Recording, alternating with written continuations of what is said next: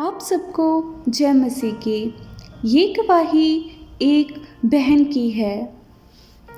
मेरा जन्म Syrian Christian परिवार में हुआ।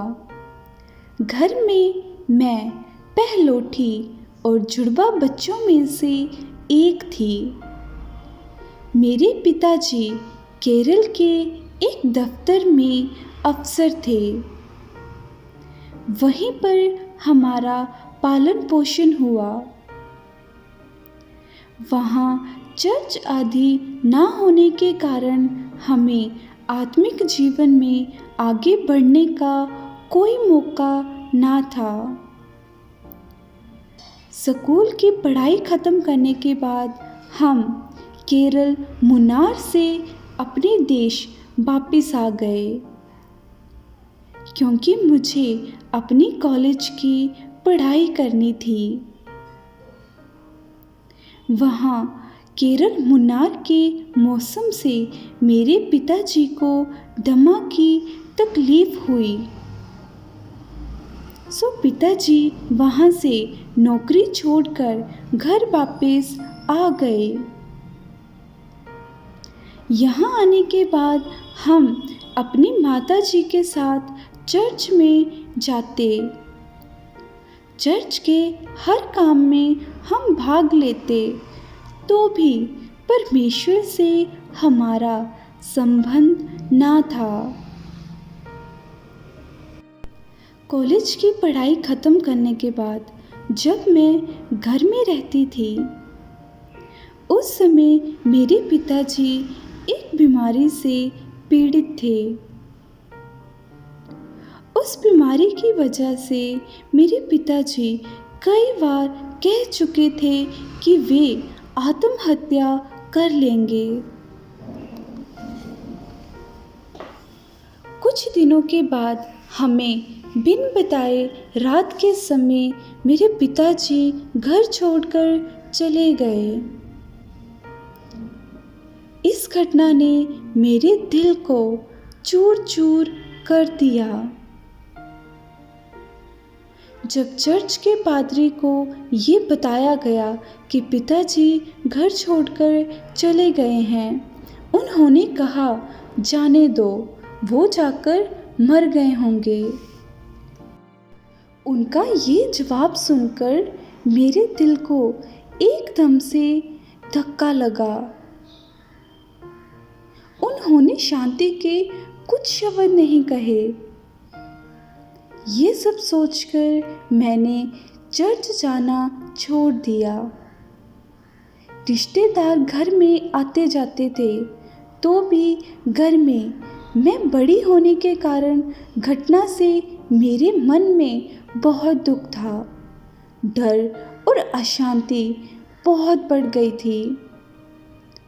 इस घबराहट के समय अचानक ही बाइबल का वचन मेरे मन में काम करने लगा। मत्ती 11 का 28वां वचन, उसमें लिखा है, हे सब परिश्रम करने वालों और बोझ से दबे हुए लोगों, मेरे पास आओ, मैं तुम्हें विश्राम दूंगा। इस वचन को पढ़ते ही मैंने एक एक पाप को जो मैंने बचपन से किए थे प्रभु के सामने रो रो कर इकरार किया। उस समय मेरे मन में बड़ी शांति मिली। प्रभु ने मेरे पापों को क्षमा किया। मेरे पिताजी का जो पैसा बैंक आदि में था, सब खत्म हो गया। बेशक घर हमारा अपना ही था, तो भी बाकी सारी जिम्मेदारी मुझ पे आ गई थी। इसलिए मुझे मेरी एमए की पढ़ाई करने के लिए इंदौर जाना पड़ा। पिताजी की इस घटना के समय टीपीएम की एक विश्वासी बहन हमारे घर आई। उस समय हमारी मम्मी भी बीमार थी। तब उस सिस्टर ने हमारी माता के लिए प्रार्थना की और उसने बताया कि कैसे उसका ये विश्वास का जीवन शुरू हुआ। उनकी ज़रूरतों को कैसे प्रभु पूरा करता रहा। एक साबुन के टुकड़े के लिए प्रार्थना करने के समय कौवा अपनी चोंच में साबुन लाकर घर में डाल दिया करता था। एक कॉफ़ी पैकेट तक भी प्रभु ने इसी ढंग से उन्हें दिया।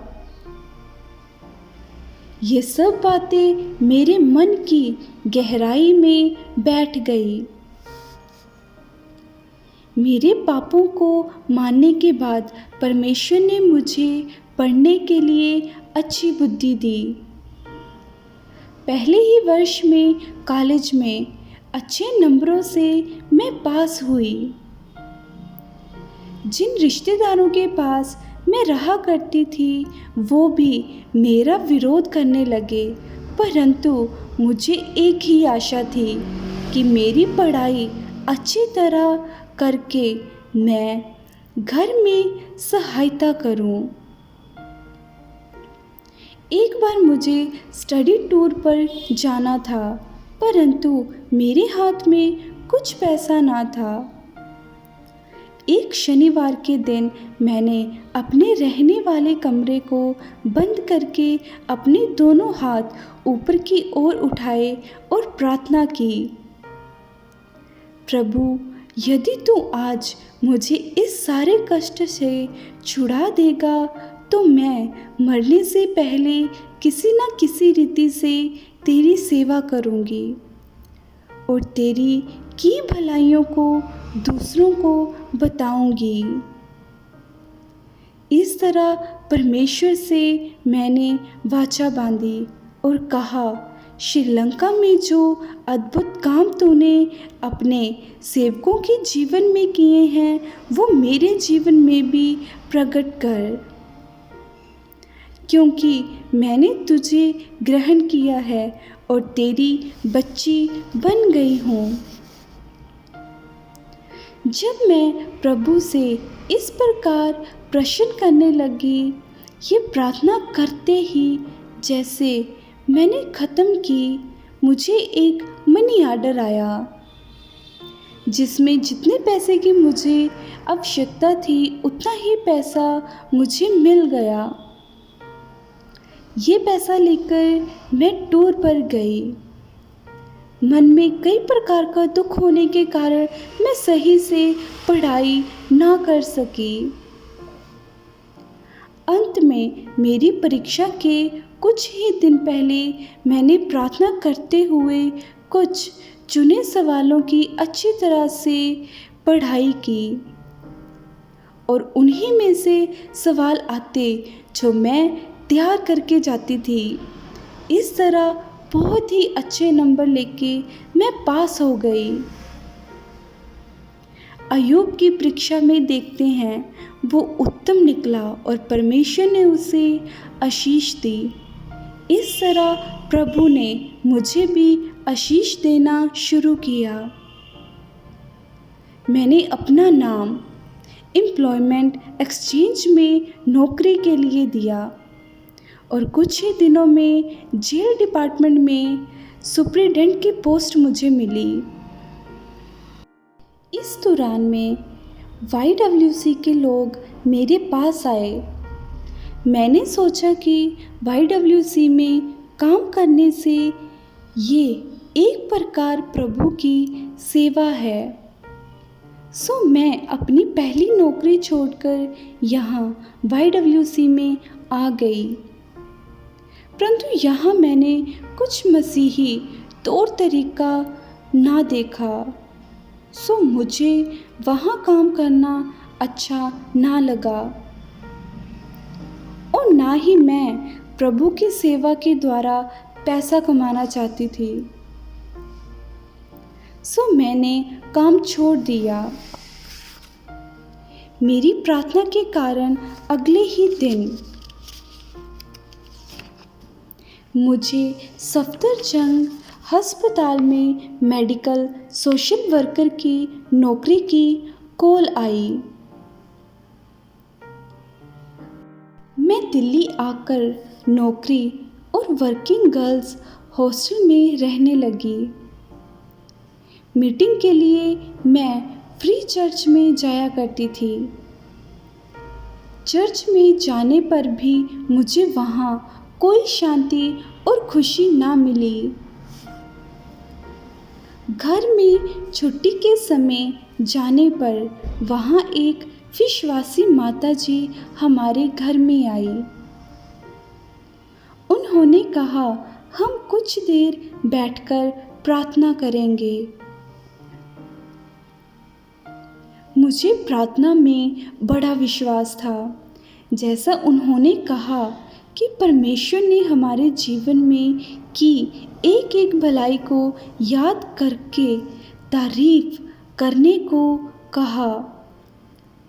5 ही मिनट में मेरा दिल प्रभु के प्रेम से भर गया और प्रभु ने अपने पवित्र आत्मा से मुझे अभिषेक किया। अगले दिन जो संडे का दिन विश्वासी बहन के साथ टीपीएम चर्च में मैं गई। वहाँ जाने के लिए मैं लज्जा सी महसूस कर रही थी, परंतु परमेश्वर ने मुझसे बात की कि यदि तू मुझसे लज्जाएगी तो उस दिन मैं तुझसे लज्जाऊंगा। यदि तू मेरा इनकार करेगी तो उस दिन मैं तेरा इनकार करूंगा। जब प्रभु की आवाज़ मैंने सुनी, टीपीएम की मीटिंग में जाते ही वहाँ सभी लोग को आत्मा में प्रार्थना करते देखा, मुझे परमेश्वर का वचन याद आया। जैसे लिखा है कि उसकी उपासना करने वाले आत्मा और सच्चाई से उसकी उपासना करते हैं।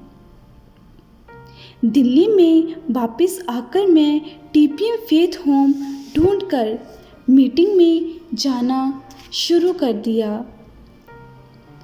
पहली मीटिंग में ही प्रभु ने मुझसे वार्तालाप किया। परमेश्वर के आगमन में जाने के लिए डूब का बपतिस्मा लेना ज़रूरी है। प्रभु ने मुझसे बात की। मेरे साथ रहने वाली एक गोवा से आई हुई एक बहन थी, वो भी सच्चाई की खोज में थी। उन्हें परमेश्वर ने ही स्वप्न में टीपीएम चर्च को दिखाया था, तो हम दोनों चर्च जाना शुरू किया और उसके वचन के अनुसार पानी का बपतिस्मा लिया। उस समय मेरे मन में जी उठे मसीह को देखने की आशा हुई। एक दिन जब मैं सो रही थी, मैंने महसूस किया कोई जन मेरे पास खड़ा मुझसे बातें कर रहा है और मुझसे पूछा, तुम्हारा नाम क्या है? आपके घर का पता क्या है? जब सब मैंने बता दिया, उस आवाज़ से मैंने पूछा कि आप कौन हैं? उसने कहा, मैं ही जिंदा परमेश्वर की आवाज़ हूँ। उसने मुझसे निर्गमन 39 अध्याय और प्रेरितों के काम पढ़ने के लिए कहा। दूसरे ही दिन 2 सिस्टर्स मेरे पास आई। मैंने ये सब कुछ उनसे बताया। उन्होंने बताया कि प्रभु अपनी सेवा के लिए आपको बुला रहा है। तो भी मेरे मन में विचार उठा कि अब नहीं, बाद में मैं उसकी सेवा करूंगी। उस समय परमेश्वर दर्शन से मुझसे बातें करने लगा। प्रभु का दर्शन पाते ही मैं और मेरे साथ वाली बहन ने प्रभु की इस महिमामय सेवा के लिए अपने आप को समर्पण किया। मेरे घर का बोझ प्रभु ने ही उठाया। आज तक प्रभु मेरे रोगों के लिए काफ़ी ठहरा, मेरी ज़रूरतों के लिए काफ़ी ठहरा है। उसके आगमन का दर्शन भी उसने मुझे दिया है, जिसके लिए हर दिन प्रार्थना करते हुए मैं तैयार हो रही हूँ। जो लोग इस गवाही को पढ़ते या सुनते हैं, मेरी प्रार्थना है कि प्रभु आपको भी अपने शुभ आगमन के लिए तैयार करें। परमेश्वर के नाम की महिमा हो।